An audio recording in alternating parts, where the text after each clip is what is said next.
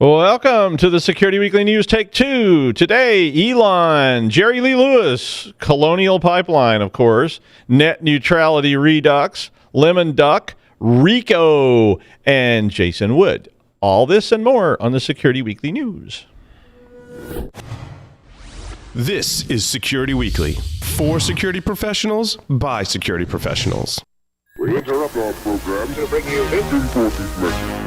It's the show that keeps you up to date on the latest security news twice a week. Your trusted source for accurate security information and expert analysis. It's time for Security Weekly News.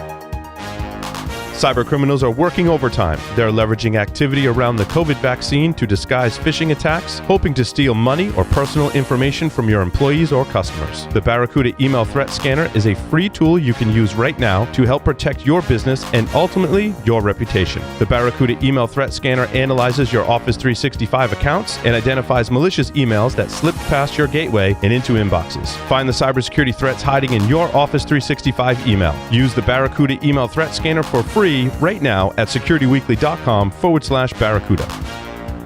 All right, it's the week of 9 May. Let's check out the news. Panic at the Wawa. Well, Colonial Pipeline. Okay, so you probably never heard of Colonial Pipeline until you heard about it last week. But they do indeed provide about 45% of all oil and gas through giant pipes. I mean, big ones, from Texas to Teaneck. And, well, they got ransomware. Yep. They claimed, and there's not a lot of details about exactly what happened, but they claimed that the OT, and for all you non-ICS types, that's the control systems networks that are supposed to be isolated from the regular networks. They're often not, but they're supposed to be, was not affected, but they did shut it down. So that's probably air gapping kind of thing. So that means their pipes don't work right because the pipes are all controlled by valves and all this other kind of weird stuff. Not much detail on what the ransomware was, but it has been attributed to a group called DarkSide APT, which is a ransomware gang, and they apparently used the Riot framework typically on their attacks. And the FBI was the people that released that. DarkSide's Russian language ransomware gang that offers ransomware as a service is their big thing. So it may not even been them. It may have been them offering it as a service to somebody else. But this may be the beginning of the focus on cybersecurity in the future, since Wawa's everywhere. And a note for all of our southern friends, a Wawa is a mini mart or a convenience store. It's a bodega in New York City, or it could be a quick stop if you're from Red Bank, but or you're Kevin Smith. But I digress. Wawa's everywhere been jacking up gas prices, and everybody's hoarding oil, gas, and lighter fluid, and it seems that the end is near, according to certain news sources. This prompted action from President Biden on Sunday to write a regional emergency declaration, which basically said that truck drivers in these affected areas could operate under the emergency relief rules and circumvent all the safety restrictions that normally are placed on truck drivers, which makes it sound like a really fun time to be driving through, like, you know, the southeastern part of the United States, since all the truck drivers are like, hey, we can make a whole lot of money hauling gas from New Mexico to, you know, New Jersey. So, and we don't have to take our required rest breaks. And so, yay. Anyway, I don't know. Well, there will probably be a lot more on this Colonial Pipeline story to come. I think my favorite and sad story of the week has to be that about 80% of the net neutrality comments for the hearings were all fake. So if you forgot, back in 2017, when the world was young, former President Trump's friends were in charge, and like them or not, and the big telcos, like them or not, wanted to take advantage of the people that Trump had put in charge of all these agencies. And so they proposed that certain FCC rules that required all internet traffic to be treated equally. So that meant that if I put up a web server and you put up a web server, that there's not supposed to be some kind of inequity between those things. And they wanted these rules rolled back so that they could sell service lanes, so that, you know, you get a platinum lane and I get a bronze lane, and that's how all that worked. And they proceeded then to lobby, which means donating lots and lots of money to politicians in Washington to have the rules changed. None of that's illegal or anything. That's just what goes on.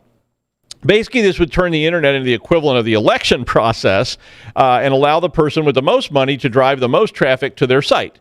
very capitalistic. So again, if you're a big supporter of such things, then you might have been all for it. Well, anyway, the FCC did what it does, and they held hearings. And they're typically aired on C-SPAN, like late at night, and insomniacs and confused partiers and meth addicts and stuff, or turn it on and wonder what it is.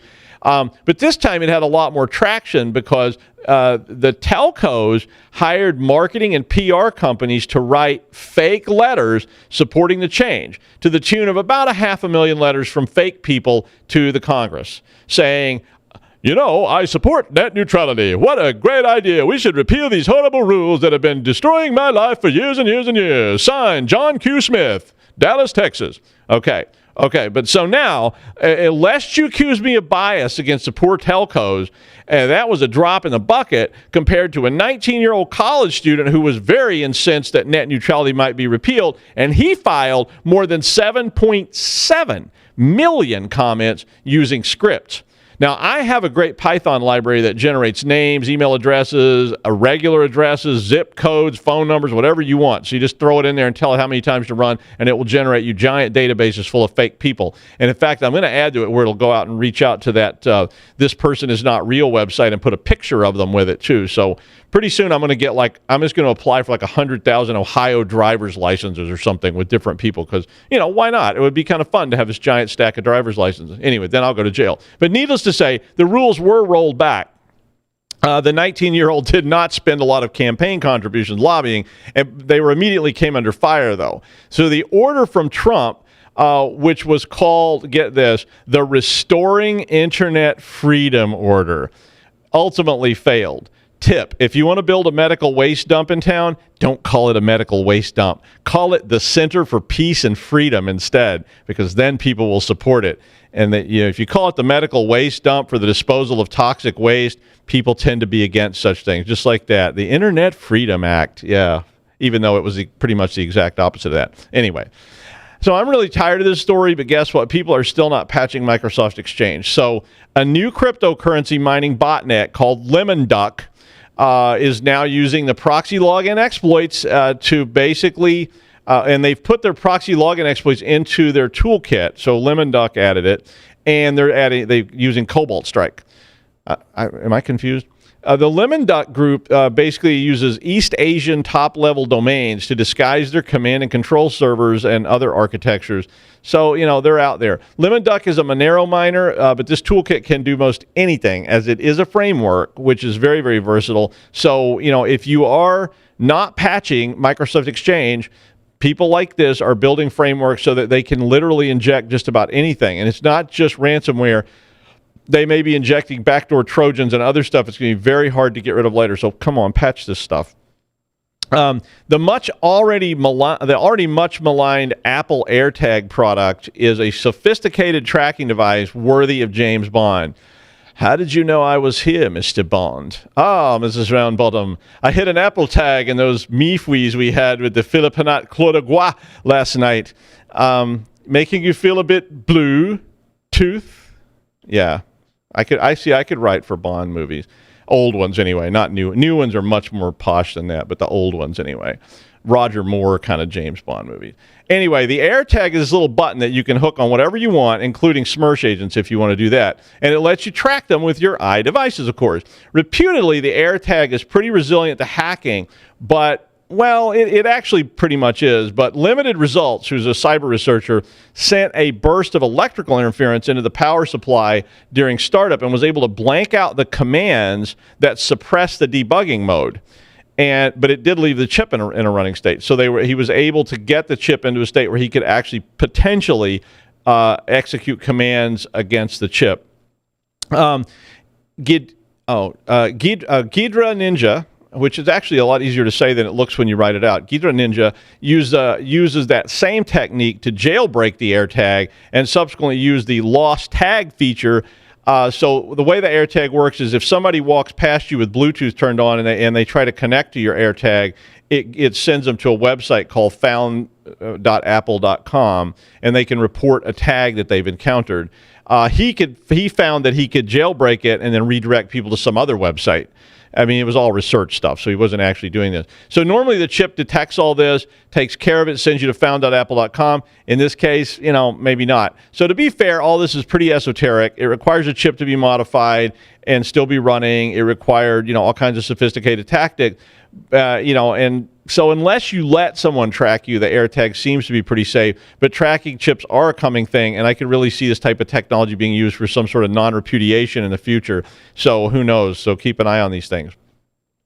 Dell has patched the bugs found in 2020 in the Dell Windows kernel drivers. So Dell has been had this for a while. There was a whole series of vulnerabilities that have been going on since like 2009, but they have now a collection called CVE 2021-21551, and it contains about, I think it was 19 total bugs in that set. But it dates back to before some of you were born in 2009.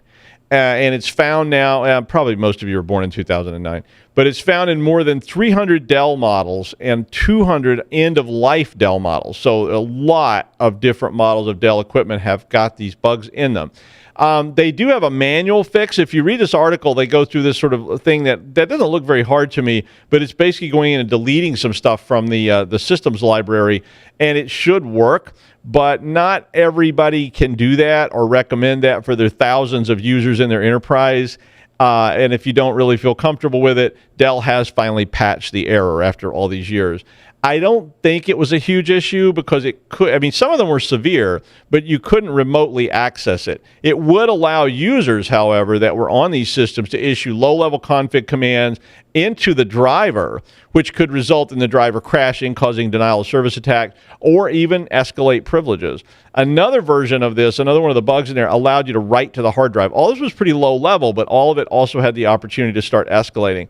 So it never apparently resulted in large-scale abuse, but I reported it because I want you to patch it before someone figures out a really good way to exploit this with a framework, and then we end up with more of these kind of attacks.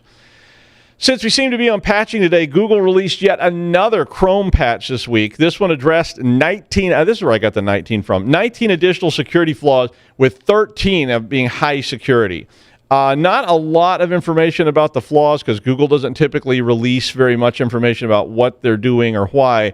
And they didn't say if they had seen any of these flaws in the wild. But again, this was like almost every week now. There's a set of Chrome patches for something pretty serious. Somebody will figure out a way to exploit it if you don't patch it. So when you see that update button on Chrome, patch it, or I guess you could switch to something else. 4 people pled guilty to Rico conspiracy for hosting cybercrime services. Now, if you have never seen a gangster movie, Rico is the racketeering influenced and corrupt organization law in the United States, which allows for the prosecution of things that are considered to be under the control of organized crime. So every gangster movie, every police show ever, people are getting gone after with Rico. So you always hear the gangsters talk about that. Well, that's what it is. It was a law that was passed to allow them to prosecute people for conspiracy, so they didn't have to try to prosecute them for stuff like tax evasion a la Al Capone. So 4 defendants from Eastern Europe pled guilty to RICO charges for providing what they called bulletproof hosting. And this bulletproof hosting they were selling was used to distribute malware specifically targeting U.S. organizations. The 4, I guess now felons, rented IP addresses, servers, domains, you name it, to cybercriminals, according to the Department of Justice. The group was hosting Zayas, SpyEye, Citadel, and the Black Hole Exploit Kit, all of which were active between 2009 and 2015. Their hosting agency also offered services to monitor block lists that were put out by law enforcement websites, and law enforcement announcements that might be involving their customers. The case was handled by a joint task force from the FBI, Germany, Estonia, and the United Kingdom. All 4 of these people face a maximum 20-year penalty, and since they pled guilty, I guess they'll probably get just that. Anyway, when we return, Jason Wood. Stick around. As technology continues to evolve and expand, so have the attackers that put our critical systems in jeopardy. Core Impact from Core Security is a penetration testing tool that safely finds vulnerabilities using the same techniques of adversaries, with certified exploits and wizards that guide you through critical pen tests while maximizing the time of advanced testers by automating their routines. With Core Security, you can safeguard your infrastructure by limiting access, detecting threats, testing for security weaknesses, and efficiently monitoring data. Visit securityweekly.com/core security. A master of disguise. He once posed as a new IBM Z15 multiframe stored in a warehouse for almost 36 straight hours in order to successfully allow himself to be installed in a dark server room just to prove he could break into any facility. After the installation, he suffered in the hot, cramped, now operational server for 2 additional days before emerging a cloud of waste, heat, and stench to declare victory over the blue team. The letters IBM were permanently branded into it. I'm not going to say that. It's a family show. But please welcome Jason Wood. Hey, Doug. Good to be back with you again. So this week, I decided to let you go ahead and have Colonial Pipeline and not comment on it. Thank you so much. And not steal your story. I thought that was going to be gone for sure. I even planned for it. I had a backup story in my head. I was so tempted. I thought, because that was all the news. I threw it out there as a bait for you to take. So I was like, Yeah. No, I left that one alone. All right. But I will say to everybody, if you want to check out something interesting, do some investigation on ransomware as a service groups, because man, these things, it is wild how they operate and what they do. So instead of ransomware as a service and ransomware in general, I actually decided to pick up on an article in the Register about car hacking presentations that were done at Black Hat Asia, and they focused on the Raspberry Pi. So, it's been, obviously the Pi has been a fun platform for everybody for various types of projects, for hacking, for stuff around the house, for running your 3D printer, even I've seen it for running on model train sets. But these guys decided, 2 different groups or presentations focused on using the Raspberry Pi to go after cars and see what they could do there to manipulate them. The first group was focused on the car charging stations in particular and electric vehicles. Now, not being an electric car owner, I really haven't messed around with the car charging stations, though I have looked at them and wondered just how does that work, because nobody's given away that much electricity for free. And apparently this group wondered the same thing. The name of the group is the Blade Team, by part of an organization named Tencent. It's a research group based out of China.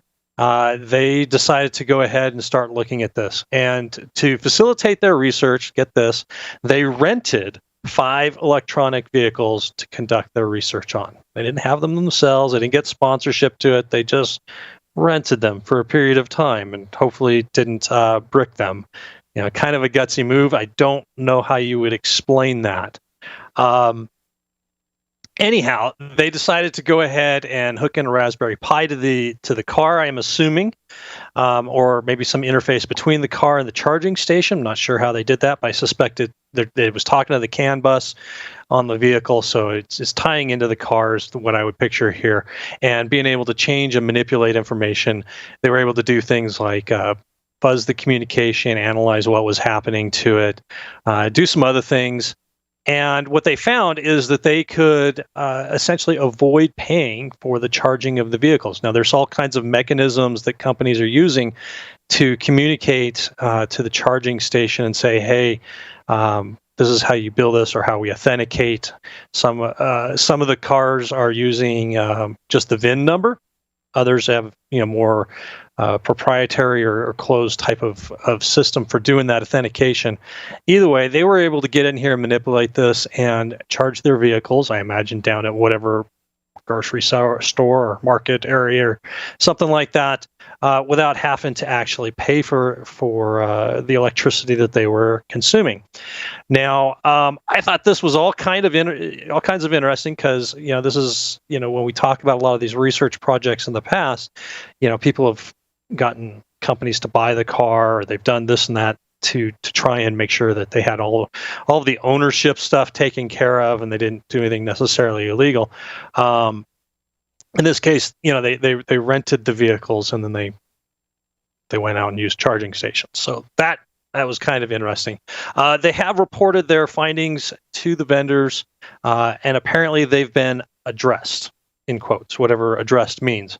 The group did note that even though they as they were looking at this, they did have the ability to change things like the charging voltage and the current being supplied to the car, but that doing that would probably damage the car, so they didn't do that. I keep thinking about this, going, I would love to be the fly on the wall when they come in and so why did you return the vehicle on a tow truck?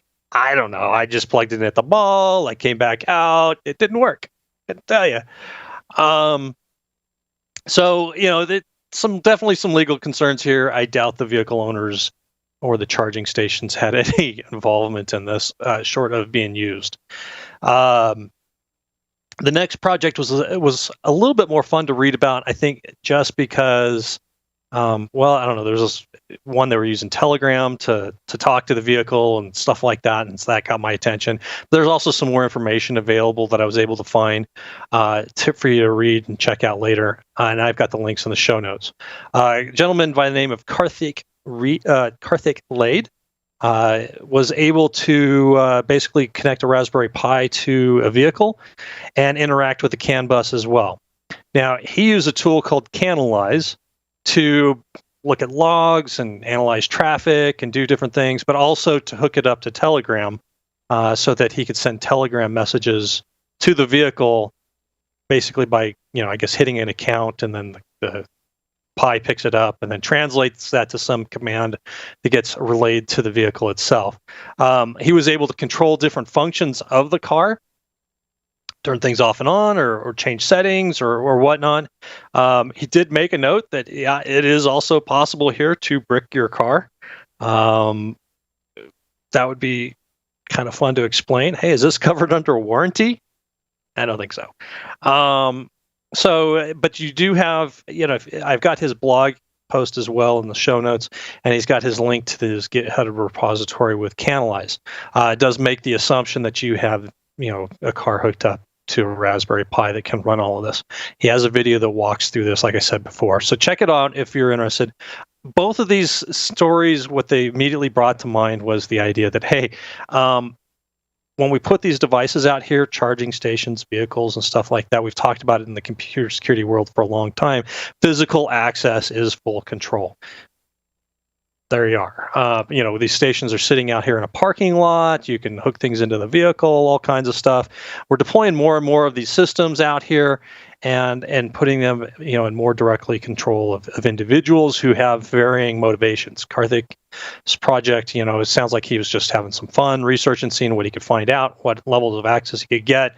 The Blade team's research, being able to charge your vehicle for free. I imagine that could get some more traction. I can imagine devices being sold on various sites. Plug this into your car, go down to the mall, get free electricity. You don't have to pay for any of this. So go ahead and check it out. A lot of fun to see what some of the things that are going on here with the research with our vehicle technology. Cool. Thank you, Jason. That's I'm very interested in that. I mean, I have an electric car. It's not completely electric. I have a hybrid car, but I have to charge it, but it will run on gas. And it does have a very elaborate computer system inside. It's connected. You can connect to it. So it definitely has interesting possibilities for such things. And so finally, Elon Musk hosted Saturday Night Live on the weekend. A lot of controversy there, but honestly, he wasn't nearly as bad as plenty of other people who have hosted it. And I don't think there's some rule about who can host. I mean, people got all incensed about this, but I'm like, if Dr. Evil, Lorne Michaels says, okay, you can host. call me, Lauren. I mean, I'm available if you need somebody. Elon and his mom both mentioned Dogecoin as often as they could work it into the conversation of the show. Like Elon's mom, I hope you didn't get me Dogecoin for Mother's Day, Elon. Elon, yes, it's Dogecoin, Mom. Apparently, I mean, it was kind of, ridiculous, but apparently Twitter then wasted no time in running scams that were promising fake giveaways from Elon Musk as, like fake giveaways of Dogecoin, of Ethereum, Bitcoins. And I didn't get that free PS5 I got a text about this morning. They texted me. They said if I would just reply to this website, I would get a free PS5 because I've been selected. And I'm like, that's, automatically means, you should click that link. But Twitter went crazy with all kinds of stuff that supposedly was from Elon Musk, I guess targeting people that had watched Saturday Night Live and knew who Elon Musk was. Anyway, next week on SNL, Kim Jong-un with musical guest Jerry Lee Lewis. By the way, if you didn't catch Congressman Jim Langevin on last week, Paul's Security Weekly, go and watch that. It was really, really good.